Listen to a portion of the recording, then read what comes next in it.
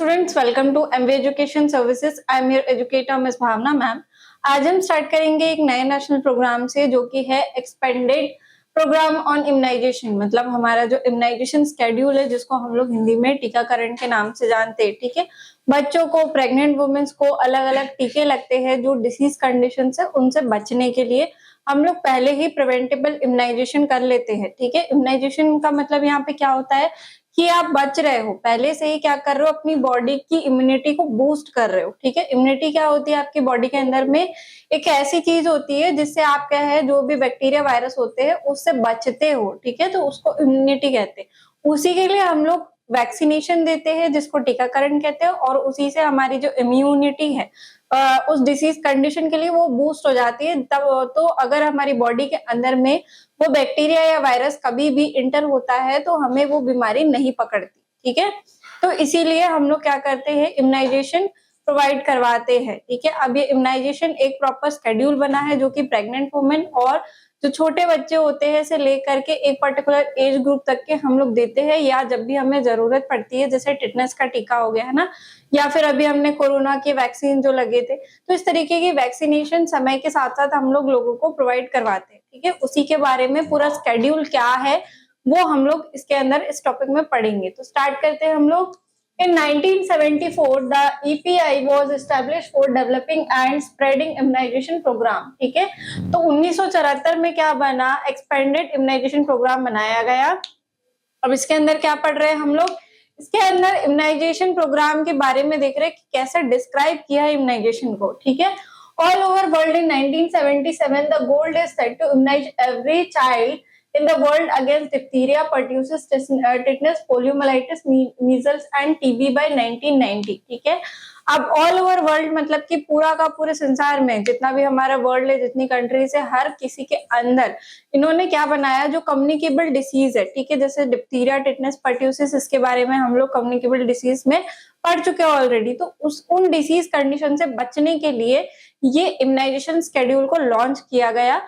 कहाँ पर, all over the world and India के अंदर भी। ठीक है, इनके अकॉर्डिंग 1990 तक के ये सारे डिसीज कंडीशन से इम्यूनाइज हो जाना चाहिए। पर आज भी कई कंट्रीज में या हमारी खुद की इंडिया कंट्री में लोगों को इन इम्यूनाइजेशन शेड्यूल के बारे में नहीं पता है। ठीक है, तो इसके बारे में हमको उनको अवेयरनेस फैलानी है, इसीलिए हम लोग ये कम्युनिटी में पढ़ते हैं, या जो सोशल फार्मा है इसके अंदर ये टॉपिक हमें पढ़ना इंपॉर्टेंट होता है। ठीक है, अब हम लोग इसके ऑब्जेक्टिव्स देखते हैं कि ऑब्जेक्टिव्स क्या क्या है इसके अंदर।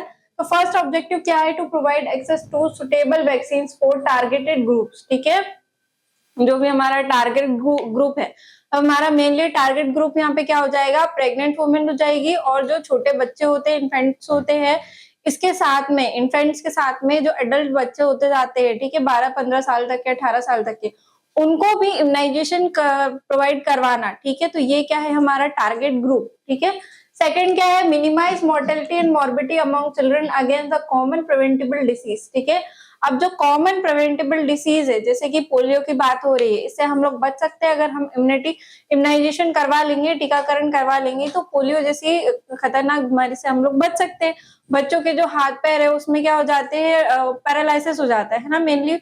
तो ये इस कंडीशन से हम लोग बच सकते हैं अगर हम लोग क्या करें, पोलियो के ड्रॉप्स बच्चों को पिला दे, या तो फिर उसकी जो टीका होता है, ठीक है, पोलियोमाइलाइटिस का जो टीका होता है वो बच्चों को लगा दे।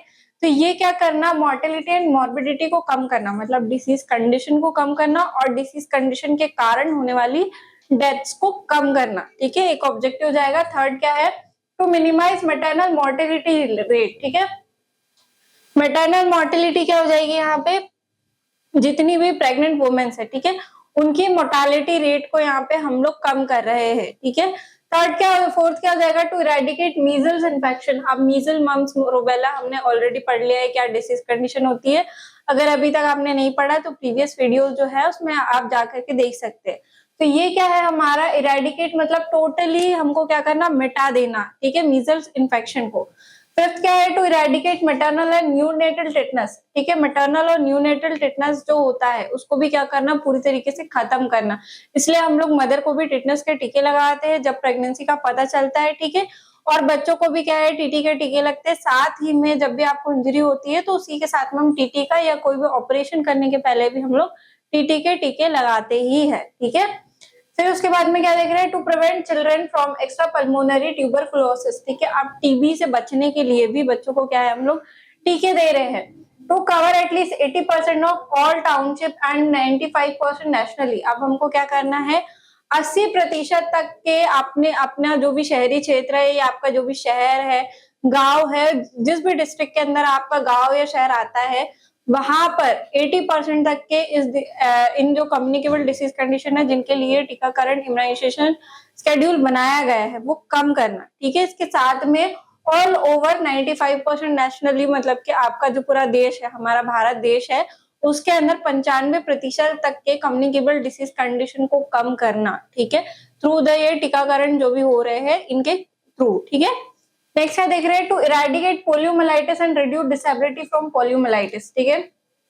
पोलियोमाइलाइटिस हमने अभी बात करी, एक ऐसी डिसीज कंडीशन होती है जिसके होने से हमारा अपर लिम या लोअर लिम क्या होता है, पैरालाइज की कंडीशन में चला जाता है, सेंसेशन नहीं आते, काम नहीं कर पाते। तो इसको भी क्या करना, पूरी तरीके से मिटाना। इसके बाद क्या है, to enhance the economic wellbeing of society. अब कोई भी सोसाइटी ग्रो कैसे करती है, सोसाइटी ग्रो करती है जब सोसाइटी में रहने वाला इंसान क्या होता है, हेल्दी होता है, अपने स्वास्थ्य पे ध्यान देता है, मेंटली स्टेबल होता है, फिजिकली उसकी हेल्थ अच्छी रहती है, ठीक है। तो अगर सोसाइटी की हेल्थ अच्छी रहेगी तो उसका इकोनॉमिक ग्रेड भी क्या होगा, अपग्रेड होगा, बढ़ेगा, विकसित विकासशील देश बनते जाएगा, ठीक है। अब क्या देख रहे हैं, to improve the health of mother and child. बढ़ाने के लिए, किनकी हेल्थ को इम्प्रूव करने के लिए, बढ़ाने के लिए एक मदर की और उसके बच्चे की, ठीक है।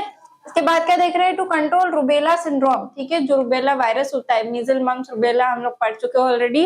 तो जो रुबेला सिंड्रोम है, इससे बचने के लिए, ठीक है, इसको कंट्रोल करने के लिए, मतलब नियंत्रित करने के लिए, to improve the health of mother and child, ठीक है, बढ़ाने के लिए हेल्थ को, डबल पॉइंट हो गया ये, to control rubella syndrome. Next देख लेते हैं, to get vaccination coverage targets in every district and community, ठीक है। वैक्सीनेशन का टारगेट देते हैं हम लोग को कि मतलब आपके एरिया में जितने भी लोग हैं, हम लोग सर्वेस क्यों करते हैं, सर्वे इसलिए करते हैं कि जब भी हमें कोई भी ऐसी स्कीम आती है गवर्नमेंट के थ्रू, तो हम लोग क्या कर सके, उन टारगेटेड पॉपुलेशन पे जा सके, उन घरों का हमें पता हो जहाँ पे प्रेग्नेंट वुमेन्स प्रेजेंट है, छोटे बच्चे प्रेजेंट है, ताकि हम उनको बता सके, क्या बता सके कि आपको वैक्सीनेशन करना है, ठीक है।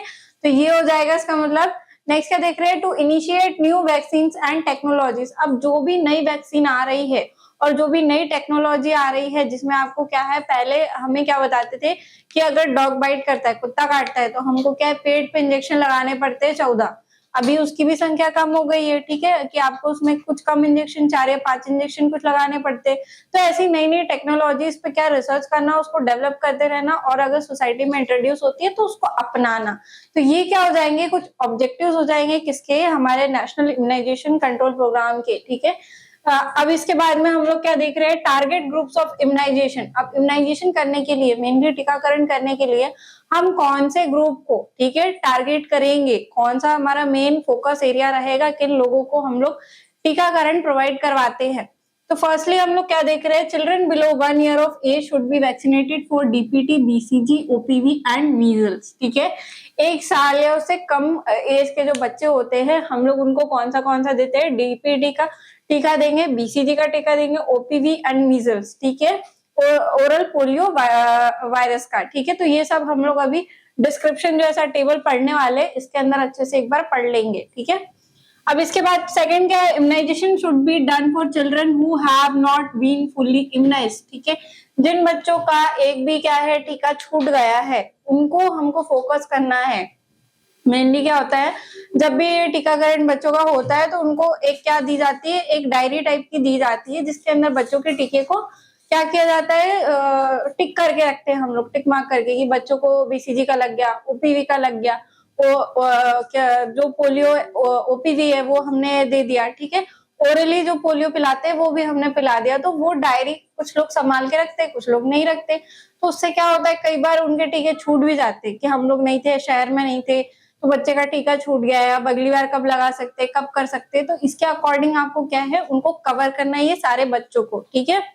इसके बाद क्या देख रहे हैं, every pregnant should be given TT vaccination. अब प्रेग्नेंट वुमेन को क्या करना, वैक्सीनेशन, टिटनेस टॉक्सॉइड का आपको क्या करना है, वैक्सीन प्रोवाइड करवाना है, ठीक है। इसके बाद में क्या देख रहे हैं, immunization should be done for women age 15 to 49 years old, women who have not been immunized against tetanus। अब आपको क्या कराना और टिटनेस प्रोवाइड कराना वुमेन्स को, ठीक है, 15 से 49 इयर्स की ओल्ड एज के लोगों को। अब हम लोग टिटनेस का टीका क्यों लगाते हैं, ये एक क्वेश्चन है जो कि आप कमेंट सेक्शन में बताइएगा, ठीक है। टिटनेस एक डिसीज कंडीशन होती है जो हम लोग ऑलरेडी पढ़ चुके हैं, अगर आपने अभी तक नहीं देखा तो जा करके देखिए उस वीडियो को। इसके बाद में हम लोग क्या कर रहे हैं, इम्यूनाइजेशन स्केड्यूल देखते हैं हम लोग। इम्यूनाइजेशन स्केड्यूल क्या बनाया है गवर्नमेंट ने और वो कैसे इम्प्लीमेंट होता है, ठीक है। डोजेस क्या क्या होते हैं, वैक्सीनेशन कहाँ लगता है, कितने अमाउंट में लगता है, ये सब हम लोग अभी इस टेबल के थ्रू पढ़ेंगे, ठीक है। तो स्टार्ट करते हैं। फर्स्टली हम लोग क्या देख रहे हैं, for pregnant women immunization schedule जो है वो कैसा है देखेंगे। तो वैक्सीन उनको लगती है, इसके बारे में देखेंगे। व्हेन टू गिव मतलब कब दिया जाता है, ये हम लोग पढ़ेंगे। इसके बाद में उसका डोज कितना होता है, रूट क्या होता है, आईवी में देंगे मतलब डायरेक्ट वेन में डालेंगे हम लोग, इंट्रामस्कुलर देंगे मतलब मसल्स में, इंट्राडर्मल देंगे मतलब आपकी जो डर्मिस वाली लेयर होती है। जब हम एनाटॉमी फिजियोलॉजी पढ़ते हैं तो उसमें हमने मसल्स पढ़ी है, वेन्स पढ़ी है, डर्मिस लेयर पढ़ी है, सारा कुछ पढ़ा हुआ है। नहीं पढ़ा तो एनाटॉमी फिजियोलॉजी पढ़ी है, ठीक है।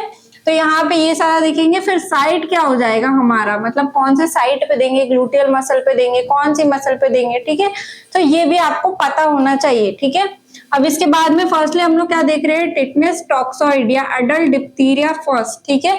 तो ये हम देते हैं कब, अर्ली प्रेगनेंसी में। जैसे ही आपको पता चलता है कि कोई भी वुमेन प्रेग्नेंट है, ठीक है, प्रेगनेंसी टेस्ट कराया जाता है। उसके बाद में जैसे ही पता चला कि प्रेग्नेंट हो तो तुरंत जा करके टीटी का एक डोज आप लगवा लीजिए, ठीक है।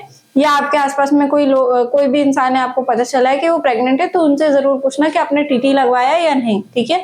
तो फर्स्ट डोज जो लगेगा प्रेग्नेंट वुमेन को वो क्या होगा, टीटी का, ठीक है, टिटनेस टॉक्सॉइड, ठीक है।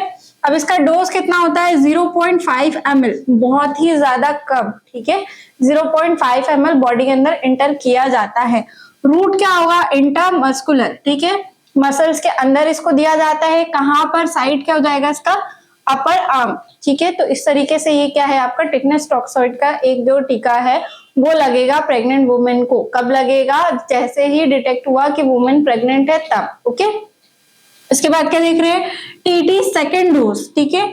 टिटनेस डिप्थीरिया का सेकेंड डोज आपको कब लग रहा है, तो ये लग रहा है 4 वीक्स आफ्टर टिटनेस फर्स्ट। आपको पता चला कि प्रेग्नेंट हो, ठीक है, आपने टीटी का फर्स्ट डोज लगा लिया। अब उसके 1 महीने बाद मतलब टोटल 4 वीक्स के बाद में आप क्या करेंगे, टिटनेस का सेकेंड टीका लगाने जाएंगे, ठीक है। आप जब भी जाते हो डॉक्टर के पास में तो आपको बताना है, साथ में आपका डॉक्टर भी क्या करेगा, आपसे पूछेगा कि टिटनेस का पहला टीका कब लगा था आपको, तो आपको बताना है कि टिटनेस पहले हमें तब लगा था, ठीक है। आप जब भी हॉस्पिटल जाते हो, आपको कोई भी आपकी बॉडी के अंदर में कोई भी दवाई इंजेक्ट होती है तो आपको क्वेश्चन करना चाहिए कि आप ये क्यों लगा रहे हो।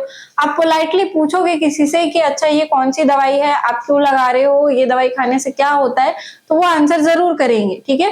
तो आपको पूछना है यहाँ पे कि हाँ हमें टिटनेस का तब लगा था, अब दूसरा सेकंड कब लगेगा आप बता दीजिए। तो वो बताएंगे कि 4 हफ्ते बाद आपको लगेगा, ठीक है।